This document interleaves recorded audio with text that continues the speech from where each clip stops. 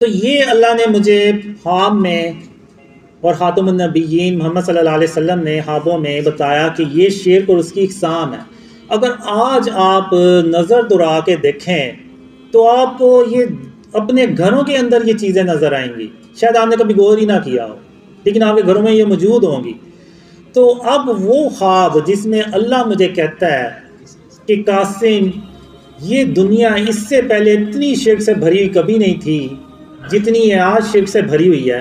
تو آپ کو یہ خواب بالکل سچا نظر آئے گا کہ یہ واقعی بہت زیادہ جو ہے نا شرک اس دنیا میں پھیل چکا ہے، خاص طور پہ مسلم کنٹریز میں۔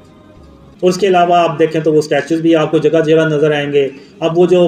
ہم بطخ سی بنا دیتے ہیں، گملہ ہے بطخ کا، خرگوشوں کا، وہ اکثر گھروں کے سامنے آپ کو وہ بطخ جو ہے نا وہ نظر آئیں گی، خرگوش نظر آئیں گے، خرگوشوں کے گملے، اور وہ تو ایگل بھی نظر آئیں گے اور کافی چیزیں نظر آئیں گی۔ اب آپ مجھے یہ بتائیں کہ جو بطخیں باہر پری ہوتی ہیں جن میں وہ گملے سے بنے ہوئے ہیں، ان میں اور وہ جو خانہ کعبہ میں بت پڑے ہوئے تھے ان میں اور ان میں فرق ہی کیا ہے؟ کوئی فرق نہیں ہے، صرف شکلوں کا فرق ہے اور سائز کا اور جسامت کا فرق ہے۔ باقی وہ بھی بت تھے، یہ بھی بت ہے، جو ہم نے اپنے گھروں کی زینت بڑھانے کے لیے، یعنی آپ کسی سے پوچھیں تو یہ کیوں لگائے ہوئے ہیں تو وہ کہیں گے اس سے ہماری گھر کی خوبصورتی میں اضافہ ہوتا ہے، ہمارے گھروں کی زینت میں اضافہ ہوتا ہے۔ بالکل ویسے کہ وہ جیسے پچھلے کافر لوگ ابھی بھی کہتے ہیں، جنہوں نے اپنے رکھے ہوتے ہیں کافروں نے،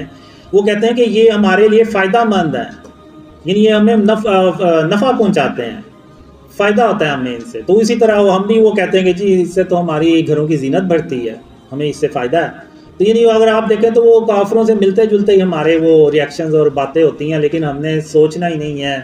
کبھی سمجھنا ہی نہیں ہے کہ محمد صلی اللہ علیہ وسلم کی جو سنت ہے وہ بتوں کو اور تصویروں کو ختم کرنے کی سنت ہے۔ اب یہ شرک اور اس کی اقسام ہے۔